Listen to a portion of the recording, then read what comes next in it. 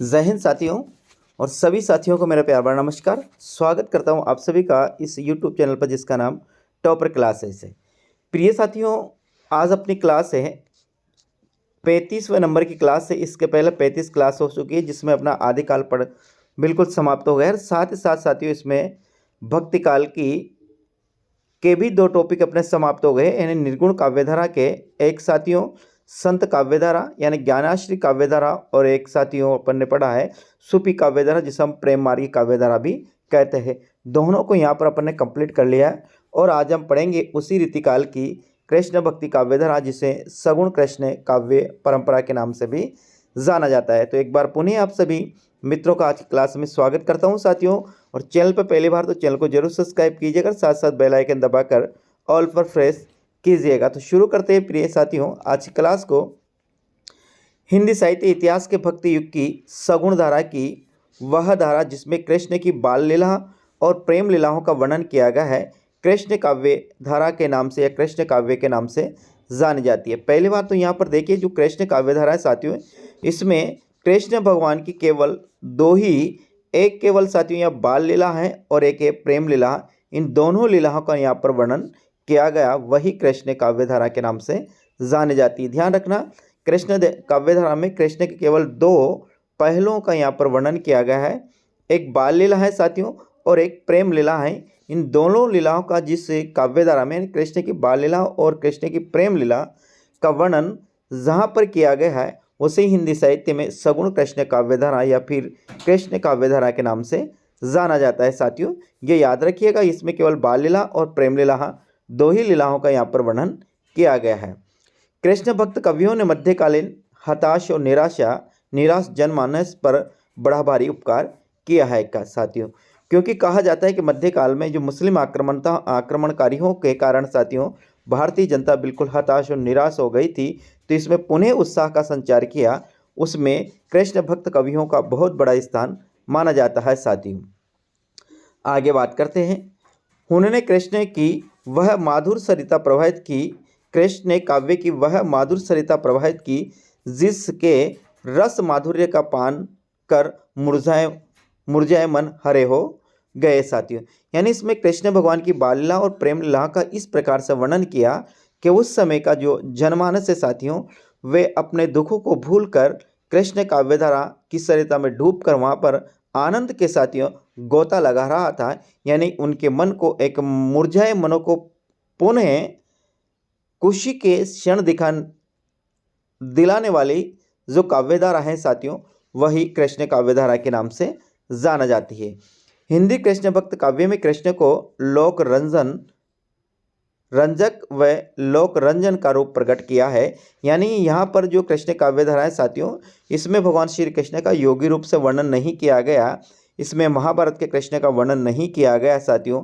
इसमें केवल कृष्ण को लोक रंजन और लोक रंजक और लोक रंजन 2 ही रूपों में यहाँ पर वर्णन किया गया है। साथियों वैष्णव अवतारों की कथा में रामावतार व कृष्ण अवतार की कथा सर्वाधिक प्रचलित है।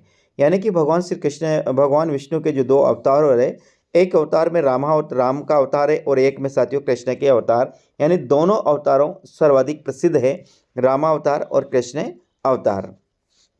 राम और कृष्ण हिंदू आस्था के 2 ध्रुव केंद्र है साथियों।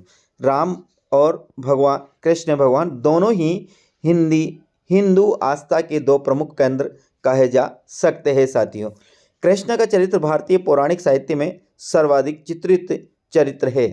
यानी कृष्ण भगवान का जो चरित्र चित्रण किया गया है वो पौराणिक साहित्य में सर्वाधिक मात्रा में देखने को मिलता है। इसके बाद देखते हैं तो वैदिक साहित्य से लेकर वर्तमान युग तक कृष्ण अनेक रूपों में हमारे सामने आते हैं। साथियों वे योगी रूप में भी आते हैं, लोक रंजन में भी आते हैं, लोक रंजक रूप में भी आते हैं। साथियों इस प्रकार से कृष्ण भगवान को भिन्न भिन्न कवियों ने अनेक रूपों में कृष्ण भगवान के जीवन चरित्र को एक साधारण जनमानस के सामने लाए और साथियों उनको एक भक्ति का और एक मार्ग प्रशस्त किया और उनको एक जीने की ललक पैदा की है। प्रिय साथियों भारतीय काव्य शास्त्र में आदि ग्रंथ ऋग्वेद के अष्टम वे 10 मंडल के कुछ सूत्रों के रचयिता कृष्ण कवि माने जाते हैं। ऋग्वेद के प्रथम मंडल में भी कृष्ण का नामोल्लेख मिलता है। यानी कि जो अपने 4 वेद, जिसमें पहला वेद ऋग्वेद माना जाता है साथियों, तो ऋग्वेद में भी भगवान श्री कृष्ण का वर्णन आता है और वो आता है प्रथम मंडल में भगवान श्री कृष्ण का वर्णन मिलता है। इसके बाद बात करते हैं कौशिक की उपनिषद व छांदोग्य उपनिषद में भी आंगिरस ऋषि कृष्ण का नाम का उल्लेख मिलता है। यानी कि कौशिक उपनिषद और छांदो उपनिषद है, वहाँ पर भी एक आंगिरस ऋषि कृष्ण का उल्लेख मिलता है। विद्वानों के अनुसार वेदों के कृष्ण और महाभारत के कृष्ण दो भिन्न भिन्न व्यक्तित्व है। यानी कि विद्वान जो महाभारत में कृष्ण का वर्णन किया गया है और वेदों में जो भगवान श्री कृष्ण का वर्णन किया गया है, दोनों ही हमारे सामने भिन्न भिन्न रूप में आते हैं। कहने का मतलब वेदों में जो कृष्ण का जीवन चरित्र किया गया वो अलग प्रकार से किया गया है और महाभारत में भगवान श्री कृष्ण का चरित्र का वर्णन किया गया है वो अलग प्रकार से किया गया है। हिंदी साहित्य की बात करते हैं तो हिंदी साहित्य में यहाँ पर महाभारत का कृष्ण है वो हिंदी साहित्य में हमारे सामने किसी भी प्रकार से नहीं आते हैं। साथियों, इस बात का आप ध्यान रखिएगा। हिंदी कृष्ण काव्य में वेद, उपनिषद, महाभारत, गीता के कृष्ण का चरित्र नहीं हुआ है। यानी कि जो भगवान श्री कृष्ण के चरित्र का वर्णन वेद में हुआ, उपनिषद में हुआ, महाभारत में हुआ या गीता में हुआ, उसका रूप हिंदी साहित्य में हमारे सामने बिल्कुल भी नहीं आता है साथियों। क्योंकि हिंदी साहित्य में भगवान कृष्ण की केवल एक तो बाल लीला का वर्णन किया गया है और एक साथियों प्रेम लीला का वर्णन किया गया है। दोनों ही लीलाओं का यहाँ पर केवल वर्णन किया गया है और बाकी और किसी प्रकार का हिंदी साहित्य में किसी भी कवि ने वर्णन नहीं किया गया। आगे बात करते हैं हिंदी कृष्ण काव्य परंपरा का मूल आधार या उपजीव्य ग्रंथ श्रीमद्भागवत पुराण को माना जाता है। ध्यान रखना, हिंदी कृष्ण काव्य परंपरा का जो मूल आधार माना जाता है या उपजीव्य ग्रंथ माना जाता है वो श्रीमद्भागवत पुराण माना जाता है। साथियों, इस प्रश्न को आप अच्छी तरह से ध्यान रखिएगा। हिंदी कृष्ण काव्य परंपरा में गीता के उपदेश, महाभारत के पार्थसारथी, द्वारिकाधीश, मथुराधीश कृष्ण का वर्णन नहीं हुआ है। ये भी ध्यान रखना, जो हिंदी की कृष्ण काव्य धारा आज हम पढ़ रहे हैं या पहले से जो पढ़ते आ रहे हैं साथियों, उस कृष्ण काव्यधारा में गीता के उपदेशक जो भगवान श्री कृष्ण है उनका वर्णन भी नहीं हुआ। महाभारत के पार्थसारथी का वर्णन यानी कि अर्जुन के जो सारथी बने थे उनका वर्णन भी नहीं हुआ। ना द्वारिकाधीश कृष्ण का वर्णन हुआ, ना मथुराधीश कृष्ण का वर्णन हुआ है साथियों। केवल यहाँ पर लोक रंजक और लोक रंजन के रूप में ही यहाँ पर श्री कृष्ण का वर्णन किया गया है। प्रिय विद्यार्थियों, ध्यान रखिएगा। हिंदी के कृष्ण भक्त कवियों ने कृष्ण की बाल लीला और प्रेम लीला को ही अपनी लेखनी का विषय बनाया है।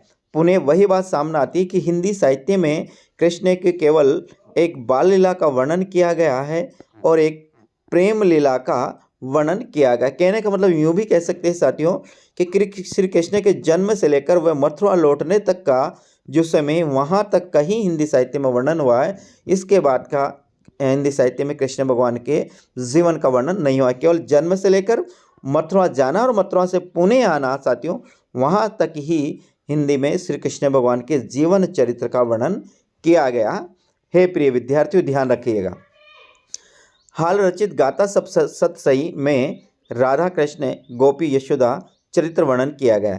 यानी कि हाल जो कवि है, हाल कवि ने गाथा सप्तशती लिखी है, इसमें राधा कृष्ण का, गोपी यशोदा आदि का यहाँ पर वर्णन किया गया है।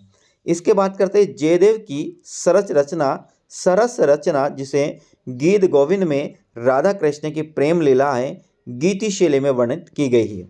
जयदेव साथियों, जयदेव की प्रसिद्ध रचना है गीत गोविंद।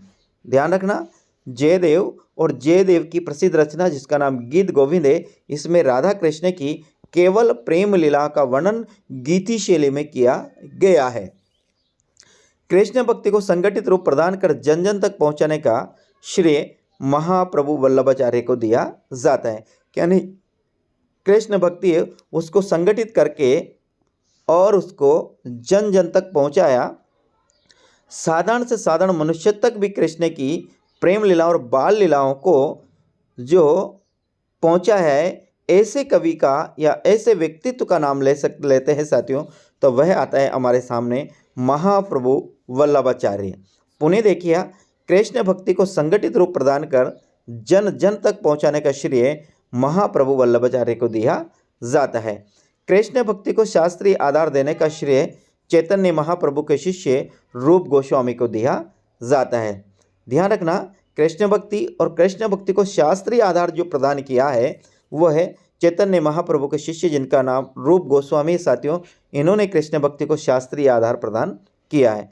रूप गोस्वामी ने उज्ज्वल नीलमणि हरिभक्ति रसामृत सिंधु की रचना की है, जिसके माध्यम से इन्होंने कृष्ण भक्ति को शास्त्रीय आधार प्रदान किया है। इनकी दो रचना मिलती है, किसकी? रूप गोस्वामी की। एक मिलती है उज्ज्वल नीलमणि और एक मिलती है हरिभक्ति रसामृत सिंधु, दो नाम से इनकी रचनाएं मिलती है। साथियों, ध्यान रखिएगा, इस यूट्यूब चैनल पर जिस पर आपको एक क्लास उपलब्ध हो रही है, इस पर साथियों हिंदी आरपीएससी फर्स्ट ग्रेड और आरपीएससी सेकंड ग्रेड हिंदी, इसी के साथ साथियों आप पीजीटी और टीजीटी की तैयारी कर रहे हो या नेट सेट जेआरएफ की तैयारी कर रहे हो या किसी भी पीएससी से, किसी भी राज्य की पीएससी से आप यदि हिंदी शिक्षक बनने की तैयारी कर रहे हैं तो इस यूट्यूब चैनल पर साथियों संपूर्ण कोर्स बिल्कुल निःशुल्क रूप से उपलब्ध कराया जा रहा है। इसमें आपको काव्य शास्त्र भी पढ़ाया जाएगा, हिंदी साहित्य का संपूर्ण इतिहास, चारों ही काल पढ़ाए जाएंगे, व्याकरण भी पढ़ाई जाएगी, भाषा विज्ञान भी पढ़ाई जाएगी साथियों, वगैरह वगैरह जो भी है साथियों फर्स्ट ग्रेड और सेकंड ग्रेड में हिंदी से संबंधित वो सब आपको इसमें पढ़ाया जाएगा। इसलिए साथियों चैनल को सब्सक्राइब करना आपका लिए बहुत ही श्रेयकर होगा। तो ये क्लास यदि आप तक पहुंचती है तो आप चैनल को सब्सक्राइब करें ताकि हर क्लास आपके पास पहुंच सके। साथियों आगे बात करते हैं।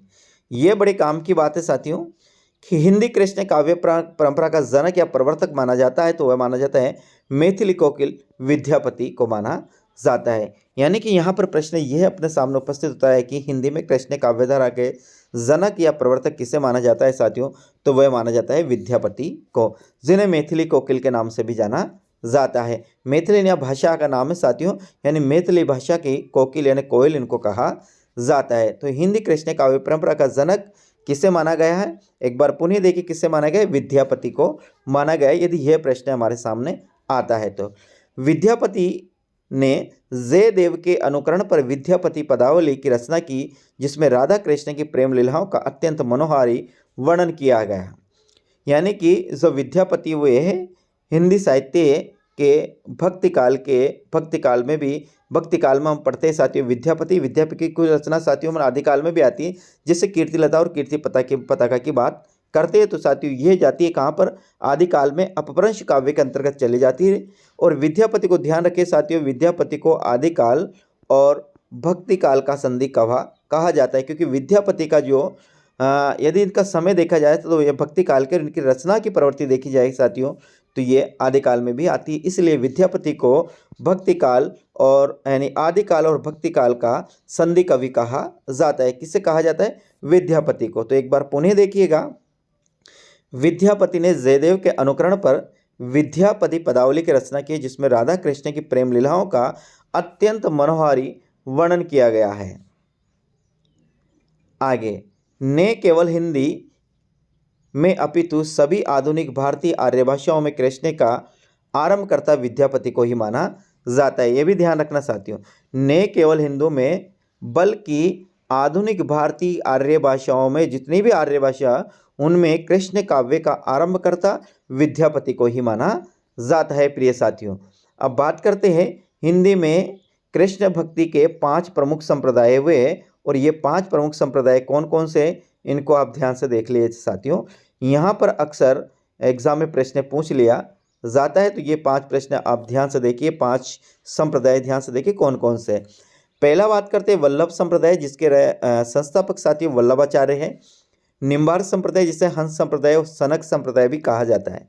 निम्बार्क संप्रदाय, हंस संप्रदाय, सनक संप्रदाय है, इनको साथियों इनके संस्थापक की बात करते हैं, निम्बार्काचार्य इनके संस्थापक है।